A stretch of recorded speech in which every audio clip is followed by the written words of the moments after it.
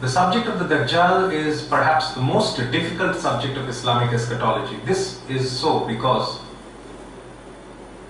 there are multiple aspects to the subject, and each part and each aspect by itself is vast, complex, complicated, difficult, and very difficult to penetrate. However, we will attempt to take the subject forward bit by bit, step by step, so that we have a complete understanding, or at least we attempt to have a complete understanding of the subject. The first point that we need to discuss, and this point can be easily dispelled, is the confusion that has arisen from the statement that the Dajjal is one-eyed. So that recently, and these news makes for some interesting observations, there was a baby born with one eye in the middle of his forehead, and that was a biological anomaly. And some people started to claim that this boy might grow up to be the Dajjal. What nonsense! If we read the hadith, even if we read the hadith, it is so clear that the Dajjal will have two eyes, and one of his eyes will be defective, and so he has been referred to as one-eyed. There are other aspects which we will try to address. For example, it will be written on his forehead the word kafir, kafara, and every believer, mu'min, will be able to read it, whether he is literate or illiterate, and every non-believer, kafir, they will not be able to read it, whether he is literate or illiterate, katib or gairu katib. We'll deal with it. But there are other aspects to the subject as well. In fact, this subject is a continuation of the previous session of Gog and Magog, and the two are very related to each other. Just to summarize, the Dajjal is, so to say, the leader, and Gog and Magog are, so to say, the foot soldiers. While we were narrating the signs, the 10 signs, the 10 major signs, we had said that the order of the appearance or the manifestation of the signs are: number 1, the Dajjal; number 2, the Gog and Magog. So there might be a confusion amongst some people that has the Dajjal been released already? Has the Dajjal emerged or appeared already? Because the sign number 1 we had put Dajjal. To put things straight away at the onset itself, we like to clarify that the Dajjal has not yet emerged or appeared. So you should not come with boxing gloves that we are spreading confusion and bid'ah and some wrong interpretations of the Quran and the Hadith. Rather, what we say is firmly based on the Quran and the Hadith. As I said, some people allege that the word Dajjal is not even mentioned in the Quran. Is it something real, or is it something totally a false story? And we had narrated to you how the story of the Ashabul Kahf, the concept of the Dajjal is embedded into the story. In fact, the Jews asked the question to test the Prophet whether he knows about the Dajjal or not. And the Prophet answered in such a way, Allah sent him with the revelation in such a way to confirm that he is the Prophet of Allah subhanahu wa ta'ala, that he hid the name of the Dajjal, yet answered it with indications. For example, the 300-year sleep, and how is it possible?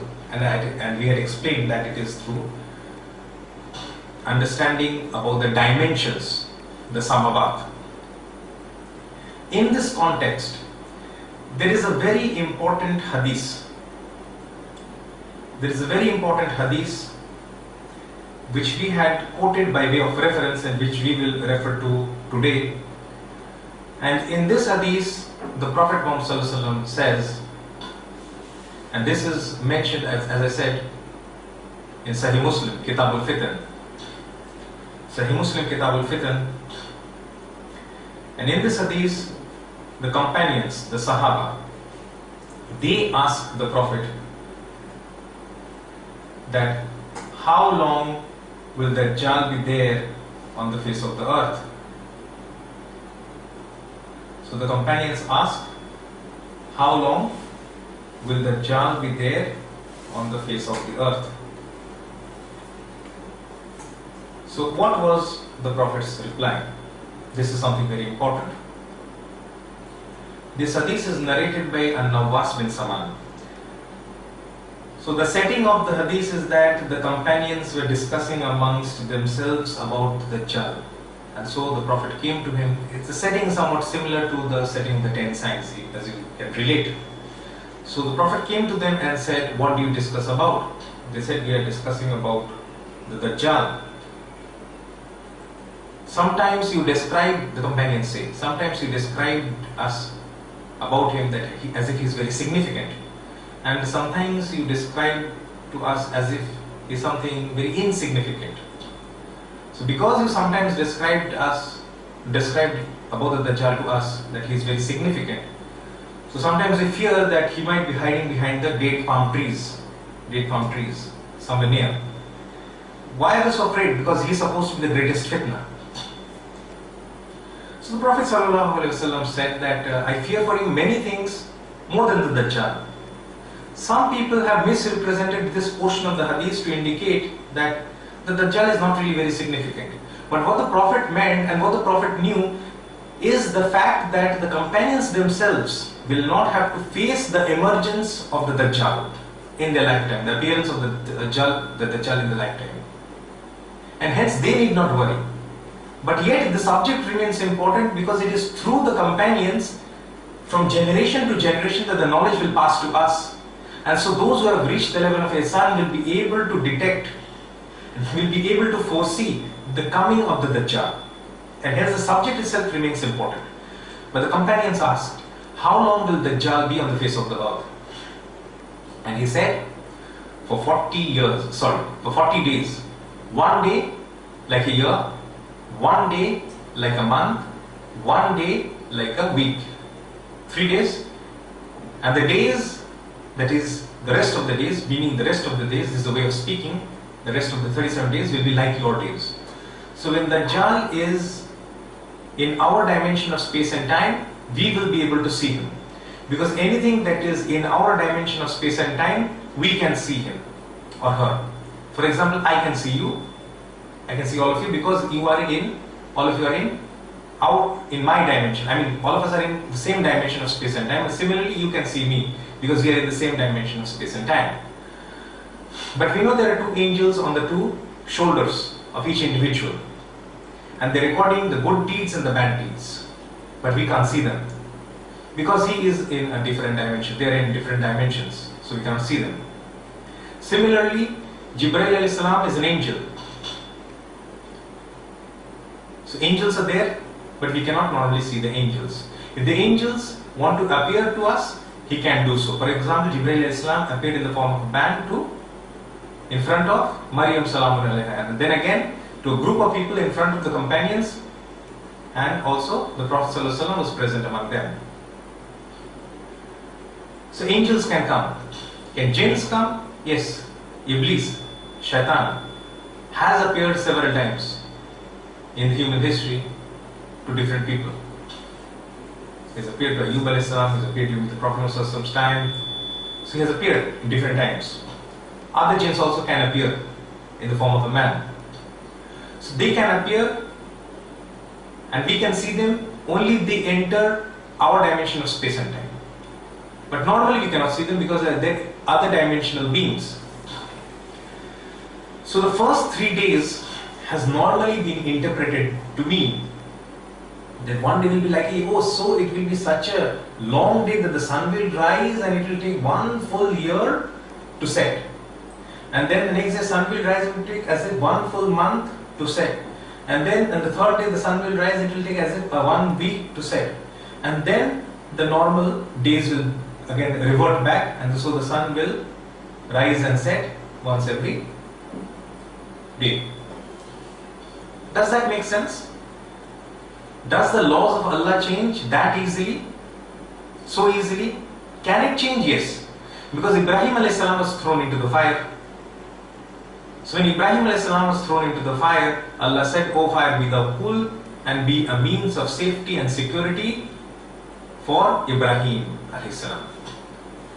So the laws, the physical laws are under the command of Allah subhanahu wa ta'ala. But normally the settings, Allah says, there is no change in my creation. Normally He will not change the creation. And as we have said, that the theory of extra dimensions, that physics is slowly coming up to, and which the Quran speaks, and which for long we have not understood, and which we are beginning to understand, and those who cannot understand are refuting because they cannot understand, because of their deficiency. They think their deficiency is actually an exalted status. That means they have an understanding of Quran and Hadith, when in fact they cannot understand the Quran and Hadith because of their lack of knowledge in the other disciplines of education, other disciplines of knowledge. So these three dimensions, we say, these 3 days, one day like a year, one day like a month, one day like a week, we say that it is referring to, it says the first day, one day for the Dajjal, the first day of the Dajjal will be 1 year of your, like 1 year. The second day of the Dajjal will be like one month. Third day of the Dajjal will be like 1 week. The rest of the 4 days, the 7 days we are speaking about, which are not in our dimension of space and time, they are mentioned in the Quran for a reason. Quran, one day like in the sight of Allah subhanahu wa ta'ala, 50,000 years, one day like 1,000 years, one day like 300 years, one day like 100 years. So forth, mentioned in the Quran. These, one day for the Dajjal, not Allah subhanahu wa ta'ala, 1 day of the Dajjal, 1 year, 1 day of the Dajjal, 1 month, 1 day of the Dajjal, 1 week, rest of the days again our days. Even in the Quran, otherwise the rest of the days means our days. So, these make 7 dimensions, the 7 extra dimensions in which time flows differently. Now these two are not directly related, however they are related as a whole. Because there are 7 dimensions in all, extra dimensions besides these 3, so that makes 10. And of the 3 dimensions which we can perceive, 1 dimension of time is associated with these 3 dimensions, and for the rest of the 7 dimensions, for each of the 7 spatial dimensions, there is associated a time dimension. So 7 time dimensions and 7 space dimensions, these are combined, so 7 space-time dimensions. So time flows differently. Now these two are directly not mappable. You cannot map one to the other. So these days need not necessarily be equivalent to these days. Even the figures are different. Basically it indicates a reference, a frame of reference, that the first day will be longer, the second day will be shorter, and the third day will be even shorter, and the 4th day onwards till the 40th day, that is the last 37 days, will be like our days, and we will be able to see him. If we wait for the Dajjal, the fitna will start after his release, then we might think that he will be there for 40 days, and what fitna can he make in 40 days? So there must be some issue with our understanding. There must be some definitely complex issue, deficiency on our understanding. Because if the fitna has to be great, if the fitna has to be all-encompassing, then the fitna has to affect over a considerable period of time and over all people and for generations. That is actually a fitna, otherwise it is not really a fitna, not really a cause of concern. So we say that these 10 dimensions of space and time and the 7 dimensions, the extra dimensions which we noted from the Quran and the Hadith, 4 here in the Quran and 3 here in the Hadith, and these let us relate with the historical process, what has already passed in the history. And to relate it with the historical process, we have to go back to another Hadith. And that Hadith is actually a Hadith narrated by Fatima bint Qais Raziyallahu Anha, a Sahabiya, and that is also in Sahih Muslim, Kitab al-Fitan. In that Hadith, someone asks Fatima bint Qais, please narrate to me a Hadith which you have directly heard from the Prophet Muhammad Sallallahu Alaihi Wasallam. So there is no extra link. That means authenticity is more. So she said, I will do so. So she said that one day the Prophet ﷺ, after the prayer, he said that please wait, we have something important to discuss. Today we'll discuss something very important. However, this is not an exhortation or warning, not like other days which I warn something, which I exhort something, but this is something different. And so the Prophet narrates. So this is being narrated by Fatima now. That's so the Prophet narrates that Tamim al-Dari, who was a Christian, Tamim al-Dari, who was a Christian, and he accepted Islam. This was the year 631 CE, in the last phase of the Prophet ﷺ's life. So Tamim al-Dari accepted Islam and came to the Prophet ﷺ and narrated to him something. And so the Prophet is narrating to him, the Prophet is narrating to the people, the companions, the Sahaba, what Tamim al-Dari narrated to him. And so the Prophet is narrating that Tamim al-Dari, with a group of 30 men from the Bani Lakam and the Bani Juzam tribes, set sail on a ship. And there were side boats, small boats attached to the ship. And they traveled for 1 month. After traveling for 1 month, they reached an island. Okay? They reached an island. When they reached an island and they came down, they met with a strange creature. And he was hairy. So much hair on him, in the front and the back, they could not distinguish the front from the back. So much hair. So they got afraid. And so they asked him, who are you? He said, I am Al-Jassasa. Al-Jassasa, Jasus, spy. That is from where we have the word Jasus, from the Arabic word Al-Jassasa, which means a spy. But he said, I am Al-Jassasa. But before they could interact further, and they feared that this might be the devil, because a strange looking creature. And so, before they could interact with him, he said that there is a monastery in this island there, and someone is eagerly waiting for you people, so that you can, waiting for you eagerly. So please go there. And these people are very much afraid, because it was not their intention to reach that island. In fact, while they were in the ocean, they had been tossed and tossed. While they were at the sea, they had been tossed, and so they had lost direction, and they traveled for 1 month, and they finally had reached upon that island by chance, by accident. It was not the intention. So how can someone wait for us? If we inform a relative that we are coming to your house, to your place, that relative will wait for us. But if we are not expected, if we do not intend to go to a place, how can someone over there expect us? So they were very confused with this person, lest it be a shaitan, and so they ran away and went towards the monastery. In the monastery, they saw something even more strange. They saw a person, a man, with his hands chained with his neck, either like this or like this, and his feet tied with chains up to the ankles. And so they asked, who are you? Before the person would reply who he was, he started questioning him. He started questioning these people, Tamim al-Dari and his friends, his group of 30 people. So he asked a number of questions. The first question he asked was, tell me about the date palm trees of Baisan. So these people asked, what aspect of it do you want to know? So the person asked them, do these trees bear fruit or not? So they replied, yes, they bear fruit. So he said, soon they will not bear any more fruit.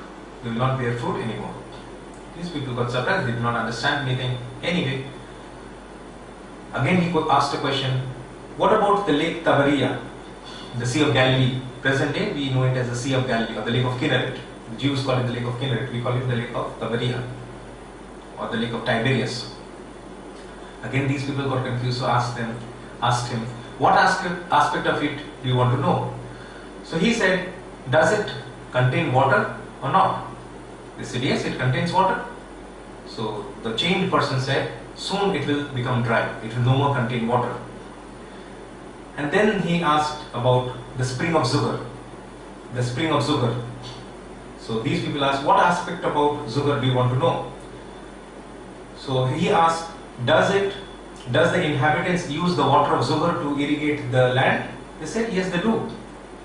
soon it will be no more. Then he asked the question that has the Ummi Nabi come? Has the Ummi Nabi come? The prophet who is Ummi. Now Ummi has two meanings. Remember, Ummi has two meanings. One of the meanings is unlettered, a person who is not able to read or write. And the second meaning of Ummi is a non-Jew. Okay, so when the Jews use the word Ummi, they are using it in that sense, non-Jew. But when we are using the word Ummi, we are only referring to it as a person who is unable to read or write. That has nothing to do with knowledge, by the way, or wisdom, by the way. The Prophet is most knowledgeable and the Prophet is most wise. Amongst men, that is. In fact, Allah is the all knowledgeable and the all wise. So among men, the Prophet is the most knowledgeable and the most wise. So these people replied, yes, they have come. So he asked, what do the people do with him? How do they deal with him? Do the Arabs fight against him? So we said yes. The people said yes. Tamim Dari and others. And he asked, how did he deal with them?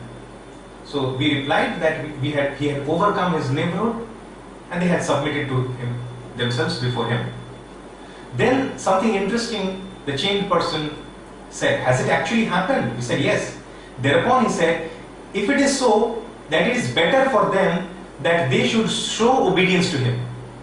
Imagine, as yet we have not yet revealed the identity of the chained person. We will reveal it to it in time. So he is telling, mind you, he is telling that it is better for the people to obey him and submit to him. Okay. And then the discussion goes on. Finally, these people think he's asking too many questions, so we should again ask him the question, who are you? In the translations you will find it is mentioned, I am the Dajjal. In the Arabic you will find, and that the meaning is correct. In the translation the meaning is not wrong, the meaning is correct. But in the Arabic you will find it is mentioned, I am Al-Masih. I am the Messiah. Something which you have not heard before. Because we always read the translation. What did he say? I am the Messiah. It has always been interpreted that he is the Dajjal. Can the Messiah be in that state? No. Messiah has an exalted status, Isa alayhi salam. He has been raised up alive. Where he has been raised up, we'll come to it later. Can Messiah be in that status change? No. So we know that Dajjal will claim to be the Messiah. So even at that time he claimed to be the Messiah. And it was clear to Tamim Dari and the rest of the people that he was the Antichrist. The Antichrist will claim to be the Christ. It's the beauty of the preservation of the text of the Hadith. In the text, though they knew he was the Dajjal, he did not substitute the word Dajjal in the Arabic text of the Hadith, in the Tamim Dari, the original wordings. They did not change that. In the English translation we have changed. Because otherwise we think people will be confused. So we should have the explanation. We should preserve the text and we should have the explanation. Yes, he will claim to be the Messiah. That is the most important aspect of our discussion. The most fundamental and important part and the most difficult aspect of the issue of the Dajjal when we are dealing with Dajjal and the Masih. So he will say, I am the Messiah. But he is the false Messiah. He is the Antichrist. He is the Dajjal. And he said, I am chained, but soon I will be released. Soon I will be released. And what did he say? I will enter every town and city. I will enter every village, every place of living, place of residence. Every career, every village, every town, every city, and in fact everywhere, I will spread corruption. Soon I will do that. In fact, I will be permitted to do that. Means it is not in my power to come out of chains, but I will be permitted. Why? Because it is a fitna, it is a test for the human beings. And then I will cause corruption throughout the land, but physically, I will not be able to enter Makkah and Medina. Physically. Corruption will spread even in Makkah and Medina, so you have Starbucks and McDonald's in Makkah as well. And Medina as well. They're trying to make Makkah and Medina into Las Vegas. You have to look into what is happening in Makkah and Medina to understand the fitna of the Dajjal and the gravity and the universality and the global impact of the fitna of the Dajjal. So any case, so after narrating the entire incident, the Prophet ﷺ, remember what is happening? Remember Fatima bint Qais is narrating that Tamim ad-Dari had narrated this to the Prophet, and so the Prophet is narrating. So now Prophet ﷺ is narrating, and after Prophet has narrated this incident, this event from Tamim ad-Dari, he says this is Taiba, meaning Medina. Another name of Medina is Taiba. Another name is Yasrib. This is Taiba. Haven't I told this to you before? Haven't I narrated to you incidents like this before? So the people said yes. So Tamim ad-Dari has confirmed that. Confirmed that means he has seen the Dajjal and came back and told me, and so I am narrating it to you. So what he has seen corroborates to what I have previously said. What Prophet previously said, the Prophet ﷺ previously said, was given to him as a knowledge from Allah subhanahu wa ta'ala. The knowledge was given to him, so he was narrating. And now someone has seen the actual Dajjal, came back to the Prophet, verified with the Prophet. Imagine, when we should do something, we should verify with the authority. So they verified with the Prophet ﷺ, and Prophet ﷺ, Allah makes this incident happen so that what Prophet was narrating, someone could narrate to him, and that would add authenticity. I mean, the authenticity is not required, but now for the people will be more convinced. Because someone has actually seen it, seen the Dajjal. If that be the case, if Dajjal is already there, how can Dajjal be born again as a baby and grow up? It's something for us to think.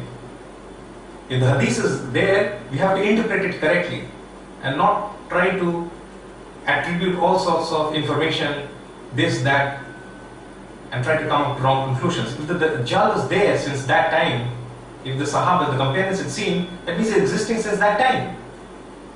Okay, so this is Taiba, and this will be true, this will be true, this is true. So he says, and this account narrated by Tamim that was liked by me, for it corroborates the account which I gave you in regard to him, Dajjal, at Medina and Makkah. Behold, now something important, and this has been a cause of confusion as well. Behold, Dajjal is in the Syrian Sea, Sham, Mediterranean Sea, or the Yemen Sea, that is the Arabian Sea. Okay, he gave us two options. Nay, on the contrary, he is in the east, he is in the east, he is in the east. And he pointed towards the east. And Fatima says, Fatima bint Qais, that is, I preserved this narration in my memory. This is hadith number 7028 of Sahih Muslim that we were narrating. And now there is a confusion. The people say that the Prophet ﷺ said he is either in the Sham Sea, Syrian Sea, or in the Yemen Sea, that is the Arabian Sea. Syrian Sea is in the west, the Mediterranean Sea, and the Yemen Sea, that the Arabian Sea, is in the east. So the Dajjal must be, and because the Prophet said he will be in the east, he will be in the east, he will be in the east, he must be somewhere in the Mediterranean Sea, in the Yemen Sea, Arabian Sea, and so he could not be in that sea. Now we ask the question, before trying to explain the hadith, now we ask the question. They went to an island. Which island is it? Which island is it? Now there are two options. Either you have to answer me this question and explain why do you think so, or I will propose a solution, and then you cannot just refute simply for the sake of refuting. If you are refuting that, you have to give me the reason why you are refuting that, why you do not agree with that. And if you do not agree with that, what is your answer? Is it a justified statement? Yes, it is. I am giving the option. So which island is it? We say, if we travel from the Mediterranean Sea, we will come by, cannot be the Yemen Sea. If we travel in the Mediterranean Sea, there is only one island which is at 1 month's distance, and that island is the island of Britain. The island of Britain. And so we have identified the island of Tamim ad-Dari, the island of Dajjal, as the island of Great Britain. We will continue after a short break.